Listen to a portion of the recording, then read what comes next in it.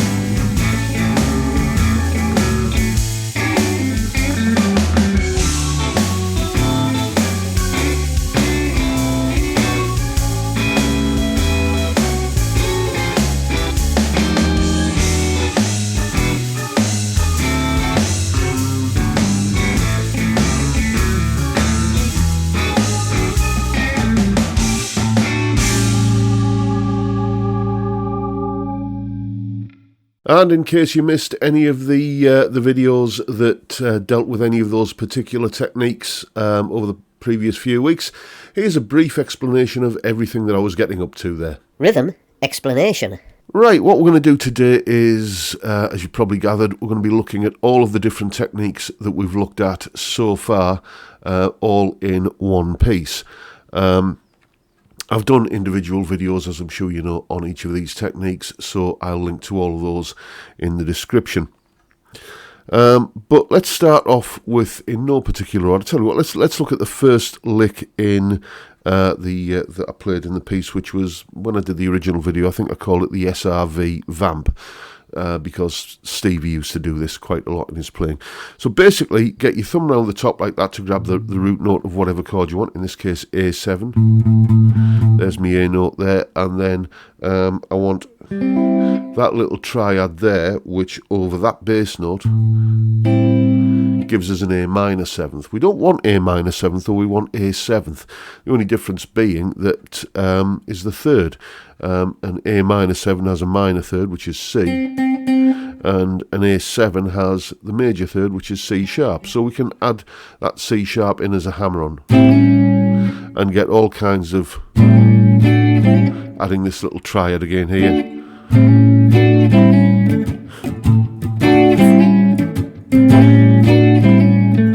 For that kind of thing. It's very useful, as we will see towards the end of this little clip, for being able to just slip into a bit of lead guitar playing as well, straight out of that. So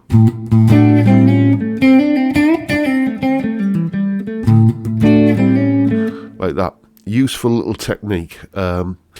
Anyway, moving on, the next thing I want to talk about, I think this was the first thing in the series of videos that I did, which was on the blues shuffle, which is, well, you know what is it? And basically I'm adding that note there on beats 2 and 4 of the bar. 2 and 3 and 4, and you can get a bit more elaborate with it, maybe going up to the flat 7th as well.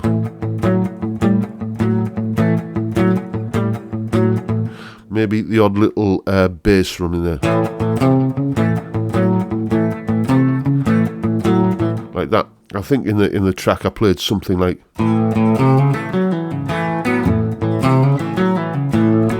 which you can see is straight out of that playbook. Next up, let's talk about ninth chords. We looked at these a few weeks ago, and basically it's this kind of thing.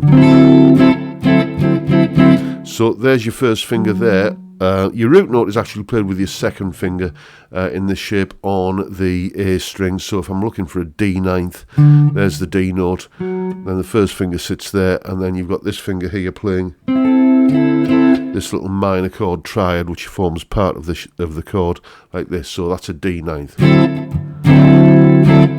And, you know, D ninth is a perfect surrogate for the D seventh, and A ninth for the A seventh, and E ninth for the E seventh. Just move it around. There's your root note there, D, E, and A, like that. The other thing which is often synonymous with ninth chords, and you'll hear this a lot in T-Bone Walker's playing, is sidestepping, which is basically where you go either down or up a semitone from the chord that you're on. Adds a little bit of tension.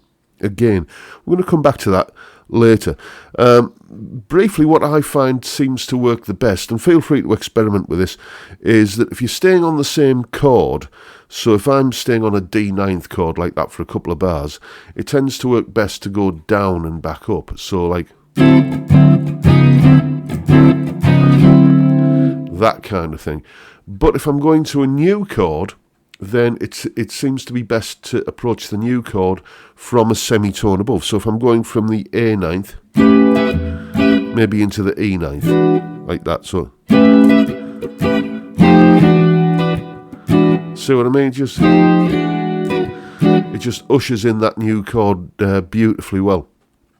So, as I say, feel free to experiment up and down a semitone like that, just to see what works best for you. But that's the way I tend to prefer to do it. Next up, we've got chord substitutions. Let's go back to that A ninth chord again up here. I can see that as part of that A ninth chord there is this little E minor triad. So I know if I've got like an A7 chord, because A ninth is the sort of surrogate for A7, then I can play E minor triads over the top of that. So there's me A bass note, E minor chord, on top of it another E minor chord here, another E minor chord here, and another one here.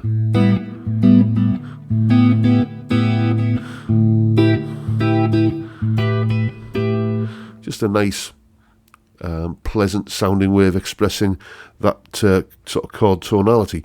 The other thing is, let's go back to the blues shuffle again, then this kind of thing. Freeze frame that there. What am I playing? An F sharp minor chord is what I'm playing. So, okay, E minor works over the A7. We've just demonstrated that, and as part of doing this,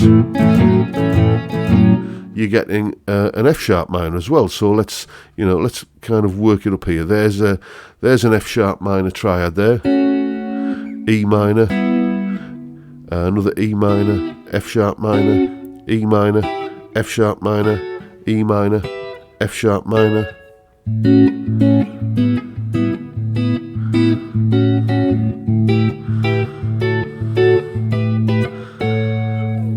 So, you can create a little bit of dynamic movement in your accompaniment playing, so it's not just sort of, a flat strumming kind of thing, but not in a way that's going to get in the way of, kind of whatever the lead guitar or the vocals are doing. You saw me doing this in that piece there. I think I played like...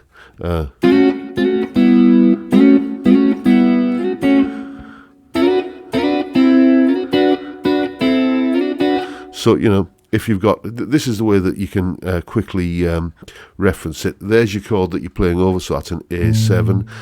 You use an E minor and an F sharp minor.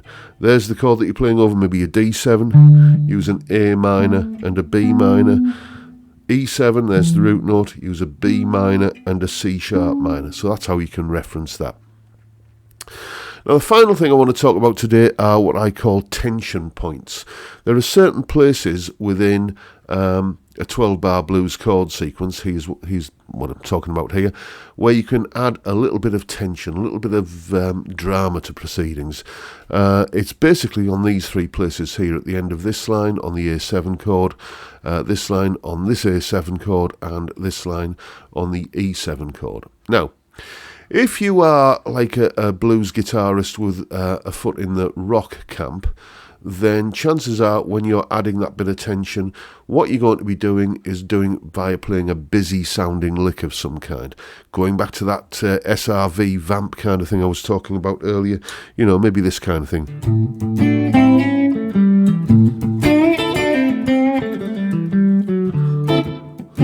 To take you into the D like that. That little kind of twiddly lick that kind of gets you there. That would sit at in bar 4 there at the end of the first line. If, however, you are a blues guitarist with maybe a foot in the jazz camp, then one way that you will tend to do this, usually a bit like Robin Ford actually will often do this, is to do it with harmonic tension, a little bit of a spicy, dissonant sounding thing that just adds excitement, which creates tension and then is resolved. This is where that sidestepping thing can come into its own. I think on all three choruses of the demonstration piece, at the end of that second line where we've got the A7 before it goes up to the E7 at the beginning of the third line, I'm doing a really kind of accentuated sidestepping. So I'm wanting to get onto the E7 or E9. And normally if I'm going to go to like sidestep into an E7, I'll go kind of 1, 2, 3, 4. Just a brief little, you know, kind of step down from there. But to really ramp up the tension at that tension point, I'm going. Just come into that side step, which is actually an F9 going into the E9, like a whole beat earlier than normal, and it just kind of, oh, what's this? This doesn't sound like it belongs, and then you resolve it by going back down. It's a great way of adding drama to proceedings. And then at the end of the third line there on that E7, this is a good place, I find, to do another one of those kind of busy little kind of licks, you know, like I was talking about earlier. Like that, because if you're going to be going into, a solo at the start of the next 12-bar sequence, then this is a good way into that solo, that little kind of tension point lick that you put at the end, that you would normally just kind of go back into some sort of accompaniment thing like that. That can become the first lick of your solo. It sort of stops it from being that kind of thing where you've got like a switch that you flip the switch from kind of strummy rhythm guitar into twiddly lead guitar. It creates a smooth transition between the two approaches. So there you go. Hope you found that useful. As I say, I'll link to all of the existing videos that explain each of these techniques in a little bit more depth down in the description. So, you know, take what you've learned here, go away and have some fun with it. And as always, there is a full tab for that piece of music in both Guitar Pro and PDF formats, along with the clip of me playing the piece and that explanation you've just seen there, and a backing track to play along with. All of that is up on my Patreon page. There's the address, link in the description. $3 or £2.50 a month, and you get access to all of these additional resources that go along with these YouTube videos. Thank you so much to everybody who supports me in that way or any of the other ways, all of which are linked down below. And that is pretty much it for today, folks. Hope you've enjoyed the video and found it useful in some small way, and if that's the case, please hit the subscribe button and the notification bell if you haven't already done so. And why not give me a like while you're at it? As always, don't forget the live stream every Friday, 5 PM UK time, where we drink beer and talk music and guitars for an hour or so. Fantastic way to kick off the weekend. I'd love to see you there if you can make it. But for now, I'll bid you all a good day and say thank you so much for watching. Thank you for your time. Look after yourselves, folks. Stay well, stay safe, and above all, stay sane. Bye for now.